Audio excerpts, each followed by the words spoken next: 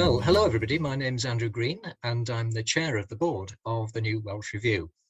And I'm here to welcome you to this celebration of the magazine's New Welsh Writing Awards 2022. Shortly, we're going to be revealing the winner of the Rheidol Prize for Prose with a Welsh Theme or Setting, sponsored by Richard Powell. Croeso cynnes I wobre ysgrifennu newydd Cymru eleni. Unwaith eto, mae'r sesiwn hon yn digwydd ar-lein, yn hytrach nag mewn stafell neu babell, ond gobeithio y gallwn ni dathlu serch hynny a gwneud cyfiawnder i'r awduron hynny sy'n fuddugol eleni yn y gystadleuaeth. A word next about New Welsh Review. New Welsh Review has been at the heart of creative writing and creative reading in Wales for many decades. We try to give a stage to new writers of talent and to established authors. We offer a home for serious non-fiction, as well as short-form fiction and poems. And of course, we ask our reviewers to give their regular critical assessments of published books. We try ourselves to publish writing of excellence from wherever it comes. Gwen Davies, our editor, is always on the lookout for work of quality. The New Welsh Writing Awards, now in their 8th year, are a powerful means of generating good work, and we publish in print or online much of the best work that's submitted. Incidentally, the next New Welsh Reader, number 129, is published in May, on the 25th of May. We also have an event at the Hay Festival this year with Gwen in the chair, a forum on creative writing with Jem Poster and Sarah Burton on Sunday the 29th of May at 2:30 in the afternoon, if you can be there. If you don't already, I'd suggest you take out a subscription to New Welsh Review to avoid missing anything. And please tell your friends and relations about the magazine. We're always in need of new readers and of new sponsors. Talking of sponsors, we'd like now to thank our sponsor for the awards this year, Richard Powell. Richard has been generous to us for many years and continues to be so. I'd also like to thank our partners, Tŷ Newydd in Llanystumdwy, Gladstone's Library in Harden, and Catherine Summerhayes, literary agent at Curtis Brown. The Welsh Books Council, of course, is our main sponsor, and it's fair to say we wouldn't exist without its help. Or, of course, without the support of the wonderful staff of the New Welsh Review, Gwen Davies, Bronwen Williams, and Gemma Besant. And now, before you hear from Gwen, who's going to announce the winner of the Rheidol Award, I'd like to introduce Richard Powell, who will talk briefly now about his sponsorship of the prize.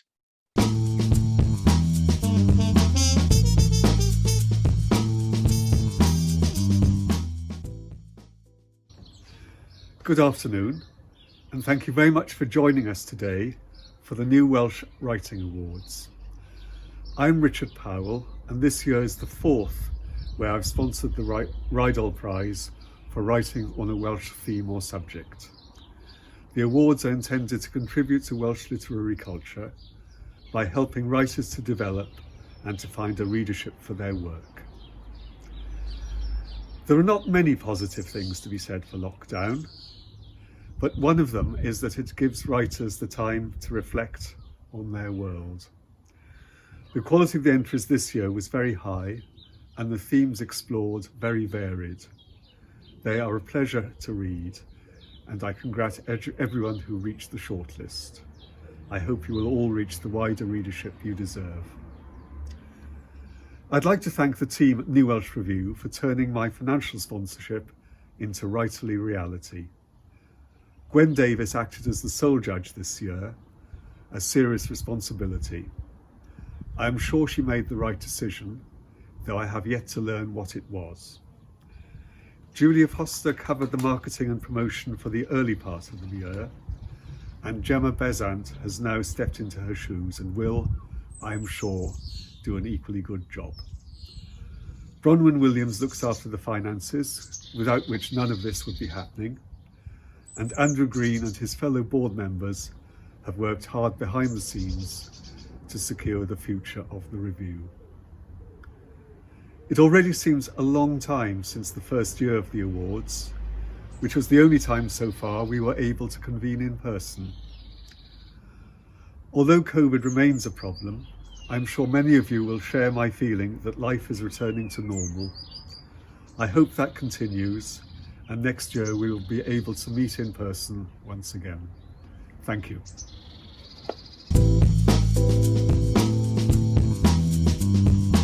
Yn gyntaf, hoffwn llongyfarch yr ysgrifenwyr ar y restr fer eleni. First of all, I'd like to congratulate the writers on the shortlist this year. That's Eleanor Williams, Tim Cook and Hattie Morrison. Ac esbonio chydig am gefndir y New Welsh Writing Awards, and also to explain a little about why the New Welsh Writing Awards is set up. That was in 2015, and we wanted to celebrate shorter books, so that's writing of between 5,000 and 30,000 words. We've awarded winners and published works in the categories of nature, travel, memoir, dystopian novella, and more recently, with the support of our sponsor, Richard Powell, prose with a Welsh theme or setting.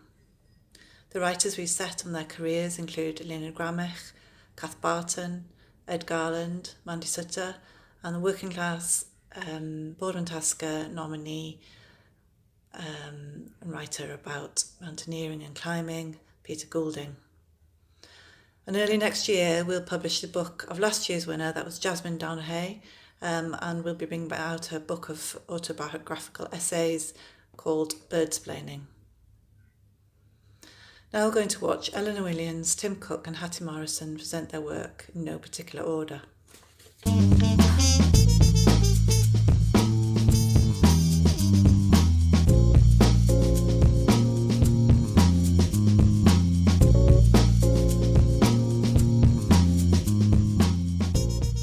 My in-laws kept a craft shop. It was like an Aladdin's cave. The first time tea took me to meet them, after supper at the big table in their kitchen, Deborah, Tea's grandmother, unlocked a door and we stepped into a darkened shop. She flicked on the light and I gasped. It was wonderful, and funnily enough, I always think of that exact moment of the room being soaked in light as the time when I fell in love with tea. The shop was stuffed with craft accessories. The walls comprised little drawers filled with sequins, needles, glue pots, pom-poms, crochet hooks, ribbons, tape measures. None of them was labelled, but Deborah seemed to know exactly where everything was. I remember standing that evening behind the long counter with the material measure embedded into its length, ending in the huge gilded old-fashioned till, looking at the bales of net and the sacks of stuffing. That was the first occasion of many that Deborah and I spent in the shop. Those were happy times. I think what I liked was feeling that I was part of a community, Deborah and her world.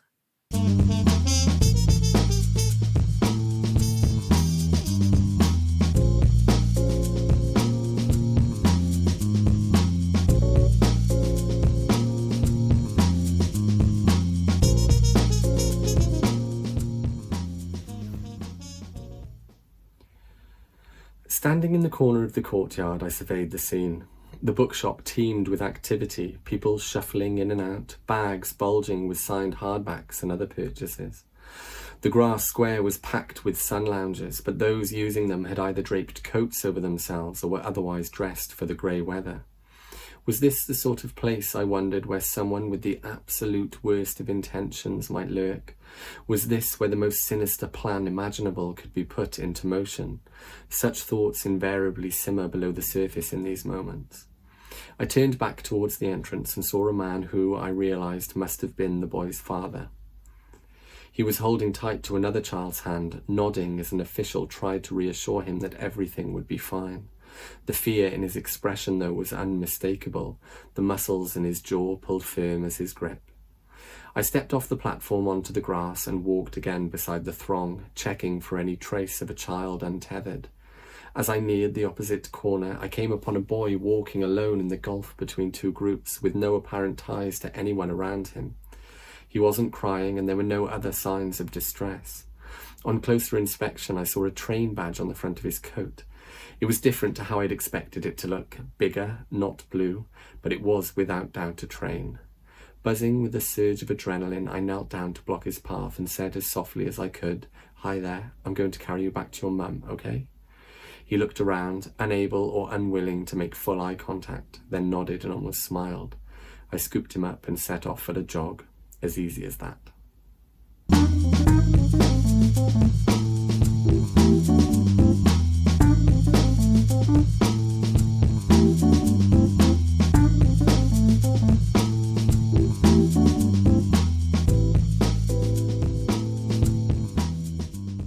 I have been having the same 2 dreams each month for almost a year now. In the first dream, my stomach is full of the kind of thick thread that was used to tie fleece together and hoist it up a flight of stairs before being processed into a blanket here at Derry Mill.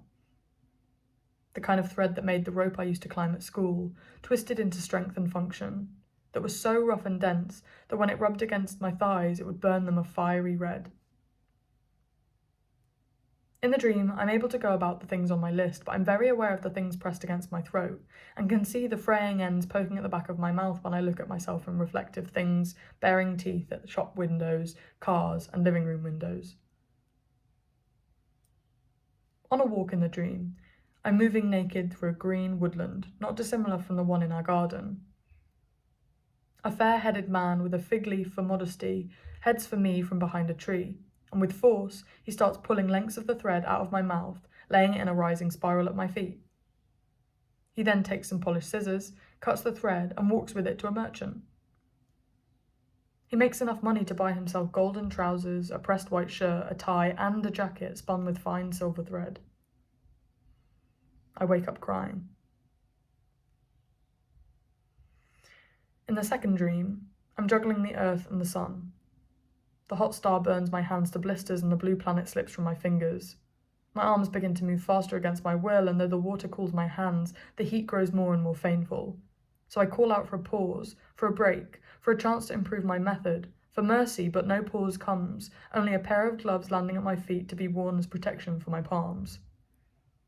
I try to pick up the gloves from the floor, but I can't. I have to keep the sun and earth from falling. I can't stop, even though I know that the gloves will make me better at this task I, for some reason, have to do. I know they'll make it easier, faster.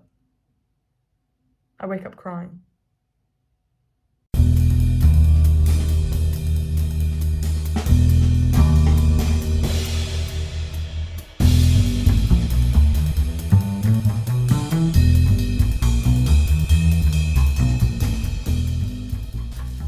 And here is my adjudication of the New Welsh Writing Awards 2022, Radel Prize for Prose with a Welsh Theme or Setting. Our third place entry is Anna and the Angel, an epistolary, diverse and feminist retelling of the biblical story set in Cardiff and Newport by Eleanor Williams. Our second place entry is The Half Place by Hattie Morrison, an innovative essay set in Ceredigion on the erasure of women within the Welsh woolen industry. With care, a Welsh blanket is woven from writing of plays and transparent, subjective and historical research. Language is something you hold on to, she writes, like a fence in the wind. And the winner is River by Tim Cook, a Bridgeend writer who now lives and teaches in London. The river he writes about, or rather the semi-urban edgelands the river cuts through, is the River Ogwr or Ogmore, a setting with Danny Abs's work among its literary antecedents. Here is my adjudication of the winning piece. Set along the Ogwr or Ogmore River, this essay collection or blended non-fiction interweaves writing of place, memoir, and a searing look at the author's own childhood and how memories of that time cloud and clarify his current behaviour. This writing is perceptive, empathetic, full of self-knowledge and guided by ethics. The section I read on his helping find a lost child at Hay Festival is paced like a crime novel in which a do-gooder feels strangely like a perpetrator because of media conditioning and his own past. In developing the manuscript, Tim Cook proposes a book or long-form essay using the case of toddler James Bulger's murder by two 10-year-old perpetrators as a frame. The Ogmore riverbank is the setting, and it is the past scene of instances of dark play and bullying by the writer and his elder brother. Despite these gruelling subjects, I am certain that Tim, with his long-standing and genuinely urgent probing in his published writing of memory, media, repression and lost or hurt children, will produce superb work that will lead to enlightenment as well as lightening the load of so many readers, especially men, with whom such themes may resonate. Fittingly, among this year's competition entries, with their focus on loss and retelling, Tim's exploration of how identities evolve may well lead to a look at how the erasure of former identities is not always about loss, but can bring about growth. And now we hear from Tim Cook himself, winner with The River of the New Welsh Writing Awards 2022 Radel Prize for Prose with a Welsh theme or setting.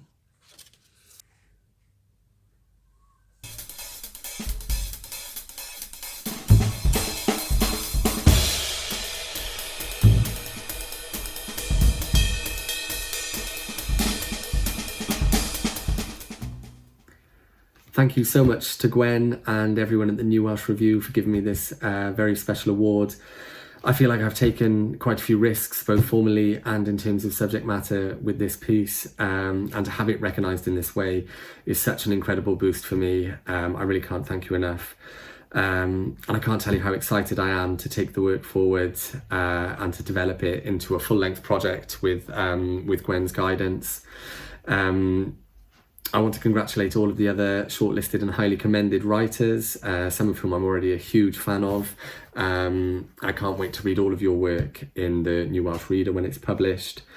Thanks also to everyone at Swansea University, especially my PhD supervisor, Jasmine Donaghy, for helping me get to where I am at the moment with my writing. Honestly, I'm so taken aback by this, and I can't thank everyone enough. So cheers, thank you very much.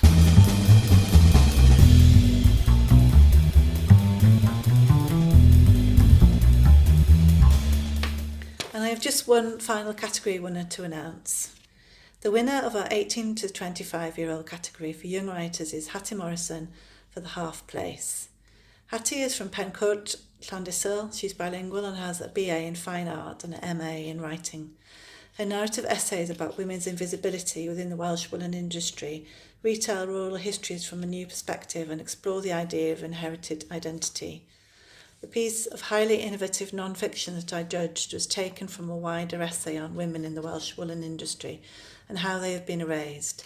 Into this is woven memoir, evocative writing of place, and the very stuff of making blankets. Hattie's work has an engaging style and immediate voice. It is experimental, touching, crafted, and very female.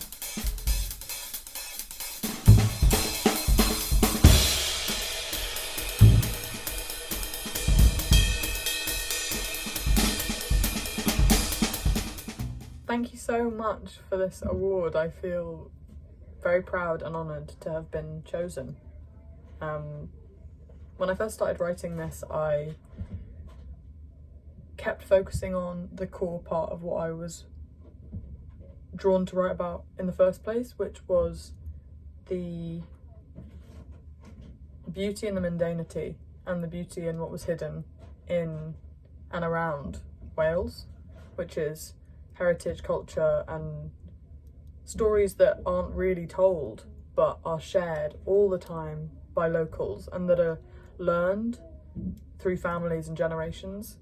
And it feels really exciting to have been given this award and to be able to share those stories finally, even just a fraction of them, for more people to know and learn about this whole story.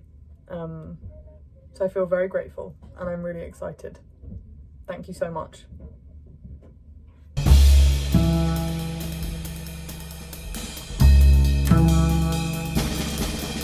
Llongyfarchiadau Tim a Hattie.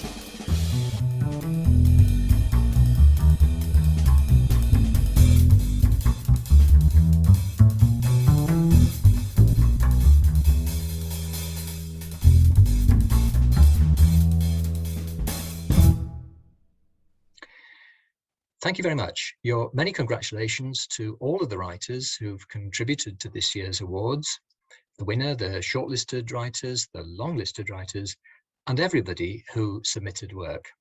Llongyfarchiadau I chi gyd, pob un. A dyna'r cyfan.